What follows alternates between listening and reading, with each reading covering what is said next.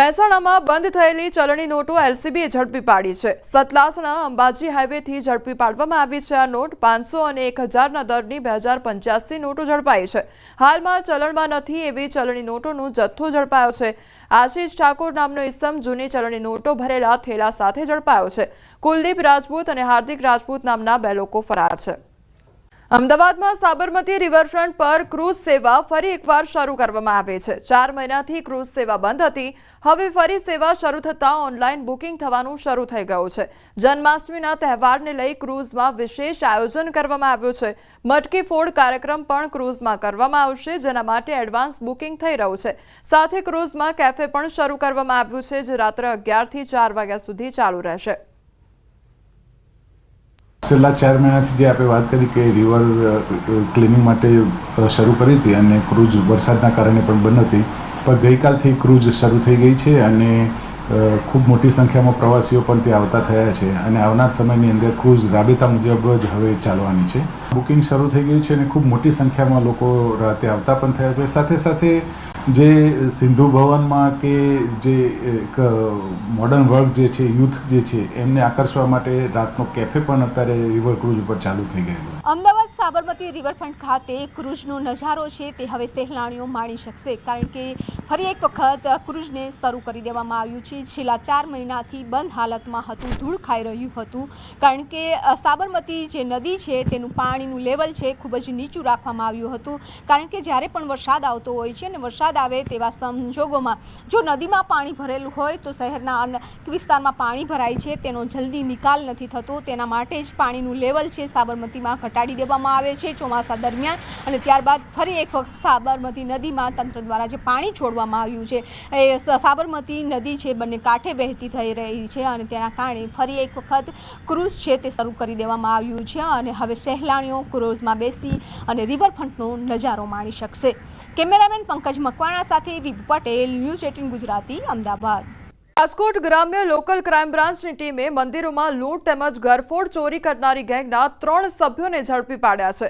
Crime બ્રાન્ચની ટીમને બાતમી મળી હતી, જેના આધારે લોકલ ક્રાઇમ બ્રાન્ચની ટીમ દ્વારા લૂંટ ચલાવનારી ગેંગના 3 સભ્યોને ઝડપી લીધા છે। પોલીસની પૂછપરછમાં આરોપીઓ દ્વારા જાણવામાં આવ્યું છે કે તેઓ હાઈવે ઉપર આવેલા તેમજ હાઈવેથી નજીક હોય તેવા મંદિરોને ટાર્ગેટ કરતા હતા, તેમજ જે મંદિરમાં લોકોની અવરજવર ઓછી હોય તેવા જ મંદિરમાં લૂંટનો પ્લાન ઘડવામાં આવતો હતો।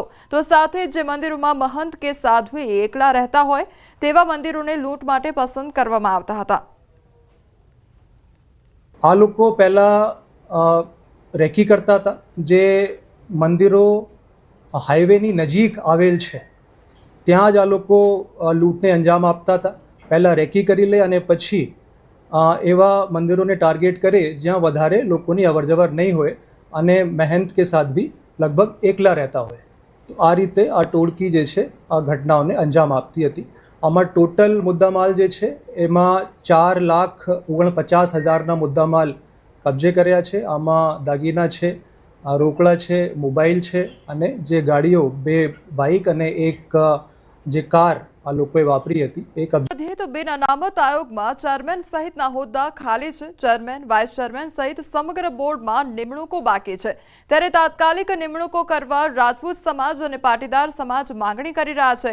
પાટીદાર અને રાજપૂત સમાજના આગેવાનો ગાંધીનગર જઈ પ્રવક્તા મંત્રી અને ઉદ્યોગ મંત્રી સહિતના નેતાઓને મળીને આ બાબતે રજૂઆત કરશે। તો આ તરફ રાજપૂત એકતા મંચની માંગણીને પાટીદાર સમાજે ટેકો આપ્યો છે।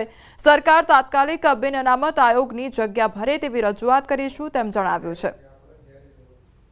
25/8 પહેલાં ગુજરાત સરકાર બિન અનામત વર્ગના બોર્ડ અને નિગમમાં ચેરમેન અને વાઇસ ચેરમેન સાથે બોર્ડની નિમણૂક કરે અને અત્યારે હાલમાં જે એમડી છે એમને કાયમી હોદ્દો આપવાની વાત કરી રહ્યા છીએ, ત્યારે સરકાર આ બાબતમાં યોગ્ય પગલાં લે, કારણ કે અમારા ખૂબ જ વિદ્યાર્થીઓ હેરાન થઈ રહ્યા છે। લોકોને લોન અને એનઓસી માટે પણ લાઇનોમાં ઊભું રહેવું પડે છે। તો આ બાબતે સરકાર ઘટતું કરે એવી અમે વિનંતી કરવા માટે રજૂઆત સાથે આજે આવ્યા છીએ। આજે રાજપૂત સમાજ દ્વારા બિન અનામત આયોગમાં જે ચેરમેનની જગ્યા ખાલી છે, વાઇસ ચેરમેનની જગ્યા ખાલી છે, ડિરેક્ટરોની જગ્યા ખાલી છે, એ બાબતે રજૂઆત કરવા અમે આવ્યા છીએ અને આ રજૂઆત બાબતે વહેલી તકે એમાં નિમણૂક થાય અને બિન અનામત આયોગમાં આવતા વિદ્યાર્થીઓની, લાભાર્થીઓની જે કંઈ અરજીઓ પેન્ડિંગ છે એનો વહેલીસર નિકાલ થાય એ માટે અમે રજૂઆત કરવા આવ્યા છીએ। આમોદ નગરપાલિકાના કોન્ટ્રાક્ટર મૈલેશ મોદી દ્વારા નગરપાલિકા પર ગંભીર આક્ષેપો કરવામાં આવ્યા છે. મૈલેશ મોદી છેલ્લા 10 થી 15 વર્ષથી આમોદ નગરપાલિકામાં કોન્ટ્રાક્ટરનું કામ કરે છે. આમોદ નગરપાલિકામાં કોન્ટ્રાક્ટરને 8 મહિનાથી 14.20 લાખનું પેમેન્ટ ચૂકવાયું નથી. છેલ્લા 8 મહિનાથી કરેલા વિકાસના કામોના કુલ 14,20,000ના બિલ બાકી હોવા છતાં ચૂકવણી ન થતા કોન્ટ્રાક્ટર રોષે ભરાયા છે. વિકાસના કામોના બાકી બિલ પેટે મને 3 કામોના બિલનો ચૂકવણું 30/7/2024ના ચેકથી મને કરવામાં આવેલું છે. બાકીના બિલો હજુ આજ દિન સુધી મને ચૂકવવામાં આવ્યા નથી. 31/10/23 થી 31/10/24 દરમિયાન આ મેં કામ કરેલા. મને 21/5/24ના રોજ 51,000 રૂપિયા એ કામ પેટે આપેલા. કુલ 13,10,000નું કામ થયેલું. તેમાંથી 12,60,000 હજુ આજે પણ સ્વભંડોળના મળી અને કુલ 14,20,000 રૂપિયા બાકી પડે છે. સ્વભંડોળમાં પાલિકાની વાર્ષિક આવક અને જે કંઈ વેરા વસૂલાત આવે છે એ ખૂબ ઓછી છે, જેને કારણે અમને પગાર કરવામાં પણ તકલીફ પડે છે અને પીએફના નાણાં ચૂકવવામાં પણ તકલીફ પડે છે. એટલે જો અમારી પાસે સ્વભંડોળ જમા થશે તો અમે આગામી સમયમાં એમના બિલનું ચૂકવણું કરીશું. આસપાસના ગામોમાં પ્લાસ્ટિક રિસાયકલ ઉદ્યોગની હાલત કફોડી બની ગઈ છે. 600 જેટલા કારખાનાઓમાંથી 50% બંધ થઈ ગયા છે અને હજારો લોકો બેકાર બન્યા છે. રો મટીરિયલના ભાવમાં ઉછાળાને કારણે ઉદ્યોગ આખરે મૃતપ્રાય બન્યો છે અને આજે 100 કરતાં વધુ કારખાનાઓએ તાળા મારી દીધા છે. ધોરાજી, જે વર્ષોથી પ્લાસ્ટિક વેસ્ટ રિસાયકલ કરવાનું કેન્દ્ર રહ્યો છે, તેને હવે મંદીનું ગ્રહણ લાગ્યું છે અને ત્યારે ઉદ્યોગ બચાવવા માટે સરકાર પાસેથી સબસિડી, ટેક્સ રાહત જેવી સહાયની માંગ ઉઠી રહી છે.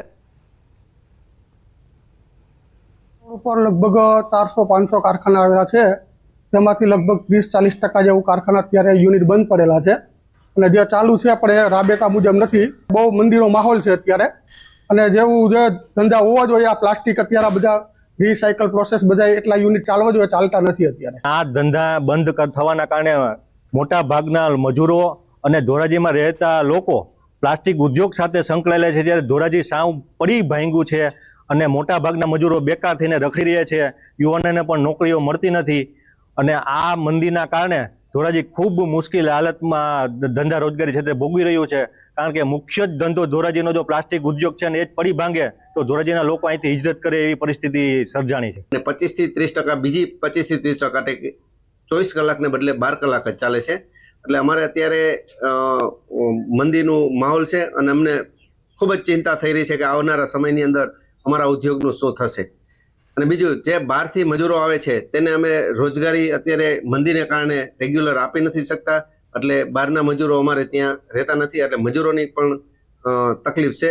તકલીફ થવાનું કારણ મંદી જ છે. તો સરકાર પાસે એક અપેક્ષા રાખીએ છીએ કે આ પ્લાસ્ટિક રિસાયકલિંગ ઇન્ડસ્ટ્રી છે. ખરેખર આ ગવર્મેન્ટનું સ્વચ્છ ભારત મિશનની અંદર આ ઇન્ડસ્ટ્રીઝનો સમાવેશ કરવો જોઈએ અને બને એટલી આ ઇન્ડસ્ટ્રીઝને સહાય આપવી જોઈએ. રાજકોટના ધોરાજીના અંદરમાં જે રિસાયકલમાંથી વેસ્ટમાંથી બેસ્ટ બનાવતા 450 કારખાના પ્લાસ્ટિકના, તે અત્યારે 30 થી 40% કારખાનાઓ બંધ છે. જેવી રીતે મંદીનો માહોલ હોય, એક સમયના અંદરમાં જે પ્લાસ્ટિકના કારખાના ધોરાજીના અંદરમાં ધમધમતા હતા, અત્યારની પરિસ્થિતિ એવી છે કે મંદીના માહોલમાં આપણે પહેલા સીધા દ્રશ્યો બતાવી દ્રશ્યો શકો છો કે 450 કારખાના, તેમાંથી 30 થી 40% અત્યારે કારખાના બંધ છે. તેને લઈને જે મંદીનો માહોલ છે, જે મજૂરો તે બહારથી બોલાવવામાં આવે છે, બિહાર છે, યુપી છે, ત્યાંના મજૂરો આવતા હોય છે, પોતાની રોજીરોટી માટે આવતા હોય છે. પણ અત્યારે જે મજૂરો છે તેને છૂટા કરવાની નોબત આવે છે. જે મંદીનો માહોલ છે તેને લઈને અત્યારે સરકાર પાસે જે કારખાના માલિકો છે તે આજીજી કરી રહ્યા છે કે સરકાર દ્વારા કોઈ યોજના કરવામાં આવે કે અત્યારે જે કારખાના, પહેલે જે કારખાના ધમધમતા હતા તે ધમધમતા શરૂ થાય તેવી અત્યારે માંગ કરી રહ્યા છે. મુનાફ બગાડી, ન્યૂઝ ગુજરાતી, ધોરાજી. જંબુસરમાં પાત્રતા વગર સસ્તા અનાજ મેળવનારા સામે કાર્યવાહી તેજ કરવામાં આવી છે. પૈસાદાર રેશન કાર્ડ ધારકો સામે મામલતદાર દ્વારા કડક કાર્યવાહી શરૂ કરાઈ છે. 25,000થી વધુ રેશન કાર્ડ ધારકો પાસે 25 લાખથી વધુ આવક, જમીન, ટેક્સ રિટર્ન અને MCA ડાયરેક્ટર હોવાના પુરાવા મળતા નોટિસ પાઠવવાની પ્રક્રિયા શરૂ કરાઈ છે. 18 ડાયરેક્ટરો સહિત અનેક લોકોમાં ફફડાટ ફેલાયો છે. KYC પ્રક્રિયા બાદ ખુલાસો થતાં સરકાર તરફથી આ પગલાં લેવામાં આવ્યા છે. જે NFSA કાર્ડ ધારકો છે અને નામદાર સરકારશ્રીમાંથી મફત અનાજ મેળવે છે તેવા તમામ NFSA કાર્ડ ધારકો જે ખોટી રીતે અનાજનો જથ્થો મેળવે છે, જેમ કે 25 લાખથી વધારે આવક છે, 6 લાખથી વધારે આવક છે, 1 હેક્ટર કરતાં વધારે જમીન ધારણ કરે છે, કંપનીના ડાયરેક્ટરો છે, તેવા 25,000 ઉપરાંત રેશન કાર્ડ ધારકોને હાલ નોટિસ આપવાની કાર્યવાહી ચાલી રહેલ છે. બનાસકાંઠાના ખેમાણા ટોલ ટેક્સમાંથી મુક્તિ માટે ખેડૂતો આંદોલન કરવા માટે તૈયાર છે. 20 કિલોમીટર સુધીના ગ્રામ્ય લોકો માટે ટોલ માફીની માંગ પ્રબળ બની છે, તો 18 ઓગસ્ટે હજારો ખેડૂતો રસ્તા રોકી વિરોધ કરવાની ચીમકી ઉચ્ચારી રહ્યા છે. ત્યારે પ્રોજેક્ટ મેનેજર શૈલેન્દ્રસિંહ રાજપૂતે સ્પષ્ટ કર્યું કે ટોલ પ્લાઝાથી 5 કિલોમીટરમાં આવેલા ગામોના લોકોને માસિક પાસ લેવો ફરજિયાત છે. માસિક ₹350નો પાસ મેનેજમેન્ટને કહી ₹100 કરવામાં આવ્યો, પરંતુ ટોલ માફીની કોઈ જોગવાઈ નથી.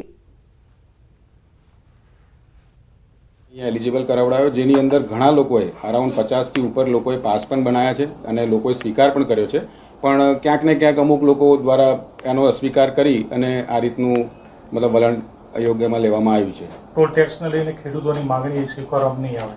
ટોલ ટેક્સ દ્વારા તો એક જ વસ્તુ છે કે જે રૂલ્સ એન્ડ રેગ્યુલેશન્સ છે એને જ ફોલો કરવામાં આવશે. રૂલ્સ રેગ્યુલેશનમાં જે 350નો માસિક પાસ છે એને જ સ્વીકાર કરવામાં આવશે. ફ્રીની એવી કોઈ જોગવાઈ છે નહીં. તો હું અમરેલીના રાજુલામાં ડિજિટલ એરેસ્ટની ઘટના સામે આવી છે. રાજુલાની એક મહિલા સાથે 10,000ની ઠગાઈ કરવામાં આવી છે. પહેલગામથી રણજીત ઇન્સ્પેક્ટરના નામે અજાણ્યા શખ્સોએ કોલ કર્યો. ઓપરેશન મહાદેવ ચાલે છે, જે ટેરરિસ્ટમાં તમારો નંબર મળ્યો છે તેવું કહી રૂપિયા પડાવ્યા. તમારો આતંકી સાથે કોઈ સંબંધ છે તેમ કહી મહિલાને ડરાવ્યા હતા. તમારે નોન ઇન્વેસ્ટમેન્ટ સર્ટી એટીએસમાંથી કઢાવવું પડશે, તો વિડીયો કોલ પર સ્ટેટમેન્ટ આપવા કોલ કર્યો. મહિલા પાસેથી 10,000 ઓનલાઈન ટ્રાન્સફર કરાવ્યા. મહિલાના ભાઈએ રાજુલા પોલીસ સ્ટેશનમાં ફરિયાદ નોંધાવી. આંગણવાડી બહેનોને ન્યૂડ વિડીયો કોલથી હેરાન કરવામાં આવતા અને જેની પોલીસ તપાસમાં આરોપી પંજાબના હિરોજપુરનો હોવાનું સામે આવ્યું છે. આરોપી કુરજીતસિંહ રાયસી આંગણવાડી બહેનોને વિડીયો કોલ કરી અશ્લીલ હરકતો કરતો, તો 50થી વધુ આંગણવાડી બહેનોને બપોરે અને રાત્રે વિડીયો કોલ કરી અભદ્ર અને અશ્લીલ હરકતો કરતો હતો. રાત્રિના સમયે નશાની હાલતમાં રેન્ડમ નંબર પર ફોન કરી તેની સિરીઝમાં ફોન કરી અશ્લીલ હરકતો કરવાનું બહાર આવ્યું હતું. આરોપીની અટક કરી કોર્ટમાં હાજર કરી કાયદેસરની કાર્યવાહી હાથ ધરવામાં આવી છે. ફિરોજપુર જિલ્લામાંથી ના એક ગામમાંથી ગુરજીતસિંહ મેહિલસિંહ રાયસિંગ નામનો વ્યક્તિ આ રીતે મહિલાઓને વિડીયો કોલથી કોલ કરીને અશ્લીલ હરકતો હોવાનું તપાસ દરમિયાન જણાઈ આવતા આ આરોપીને ગઈકાલે ગુનાના કામે ધરપકડ કરવામાં આવેલી છે.